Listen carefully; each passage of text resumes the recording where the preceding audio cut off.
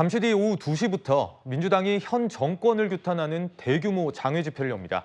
어제 최고위에선 하야 얘기가 나왔고 이른바 강경파 쪽에선 개헌을 추진하겠다고 밝혔습니다. 두려워하기 바랍니다. 국민은 물과 같아서 정권을 띄우기도 세우기도 하지만 언제든지 뒤집어 엎을 수 있다는 것. 하야가 답입니다. 빠르면 빠를수록 좋습니다. 헌법 개정을 통한 새로운 시민혁명으로 부를 수 있고, 한편으로는 기존 탄핵 제도를 활용하지 않으니 실제 탄핵에 효과를 내는 일종의 연성 탄핵이라고 할 수 있습니다. 스스로 그만두는 것이 마땅하지만 윤석열 대통령은 그럴 의지가 없기 때문에 국민이 직접 해고 통지를 보내야 합니다. 네, 민주당 지도부 선을 긋고 있는데요. 이른바 강경파 의원들을 중심으로 개헌연대란 모임도 만들어졌는데 윤 대통령 임기를 2년 단축하는 헌법 개정을 추진한다고 합니다. 최진봉 교수님, 이 탄핵이 아니라 임기 단축 개헌을 추진하는 이런 의도 뭐라고 보십니까? 크게 이렇게 볼 수 있습니다. 이걸 연성 탄핵이라 이렇게 부르기도 하는데요. 이유가 뭐냐면 탄핵의 절차는, 그러니까 발의는 똑같습니다. 발의는 사실은 재적용 과반수가 발의를 할 수 있는데, 그리고 통과되는 것도 3분의 2 이상이면 돼요. 근데 국민투표라고 하는 건 국민투표로 끝나는 겁니다. 예를 들어서 개헌을 한다는 거잖아요. 개헌을 국민투표를 통해서 하게 돼서 국민이 반 이상이 찬성하게 되면 개헌이 완성되는 거니까 그 법에 따라서 하면 됩니다. 근데 이제 만약에 탄핵을 진행하게 되면 탄핵 심판을 청구하고 헌법재판소에 가서 6인 이상이 동의를 해야 되거든요.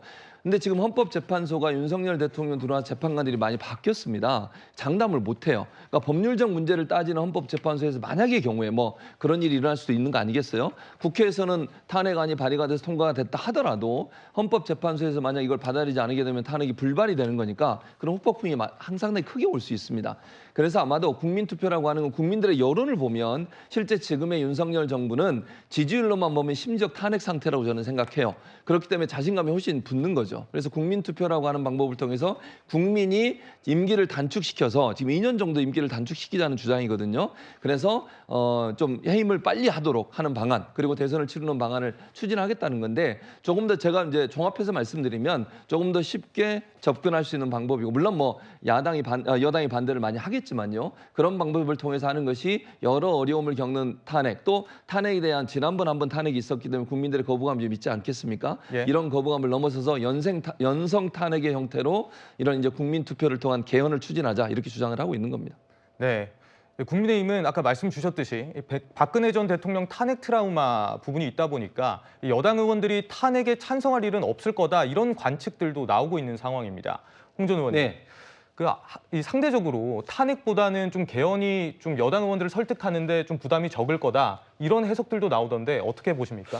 저는 그렇게 생각하지는 않은 게, 탄핵도 물론 탄핵 사유가 지금 안 되는 거죠. 지금 민주당이 22대에 들어와서 수많은 어떤 장관들이든지 검사들을 지금 탄핵을 하고 있음에도 불구하고 지금 헌법재판소에서 하나도 지금 받아들여지고 있지 않습니까? 그런데 대통령을 탄핵한다? 이게 잘 아시겠지만 헌법의 명백한 규정에 대통령 직무 수행함에 있어서 헌법과 법률의 중대한 위반 사유가 있어야 되는데, 그런 아무런 사유도 없음에도 불구하고 대통령을 탄핵을 시도하는 것은 진짜 헌정 체제를 지금 유린하는 많은 어떤 국가적 혼란을 불러일으킬 수밖에 없는 이런 사유인데, 저는 임기 단축, 이것은 기본적으로 지금 헌법의 대원칙상 법률 불소급의 원칙에 의해서 예.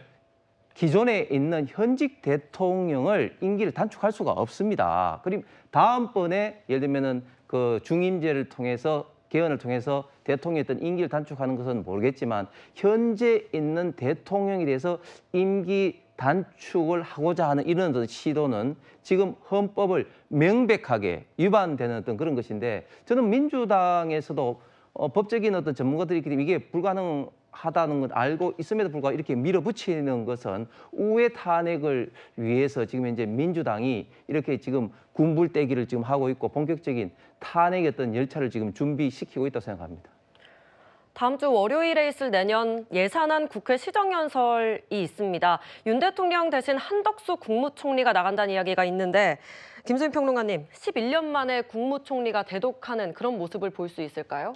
네, 예전에 정부에서는 국무총리가 대독을 하는 사례들이 꽤 있었습니다. 그러니까 임기 첫 해에는 대통령이 직접 연설을 하고 그 다음부터는 국무총리가 대독을 하는 것이었는데 이게 바뀐 게 이제 박근혜 정부 그리고 문재인 정부에서는 그래도 대통령이 매년 나와서 시정연설을 했었거든요. 근데 이것을 이제 다시 깬다라고 하는 것인데 네. 이게 뭐 얼핏 보면은 최근에 그 전에 전임 두 정부가 좀 달랐던 거지 더 옛날로 돌아가는 수준이 아니냐 이렇게 얘기할 수도 있겠지만 하지만 이게 안 나온다라고 하는 것이 그냥 옛날에 그 관습을 복원한다는 의미가 아니라 최근에 여야 관계라든지 대통령의 국정 태도 여기에 달려 있다라고밖에는 해석을 할 수 없을 것 같거든요. 네. 결국에 이렇게 대독을 하게 되면 국회와는 담을 쌓는 것이 아니냐, 국회에서 뭘 해보는 것을 포기한 것이 아니냐라고 하는 그런 지적을 명쾌히 어려워 보입니다.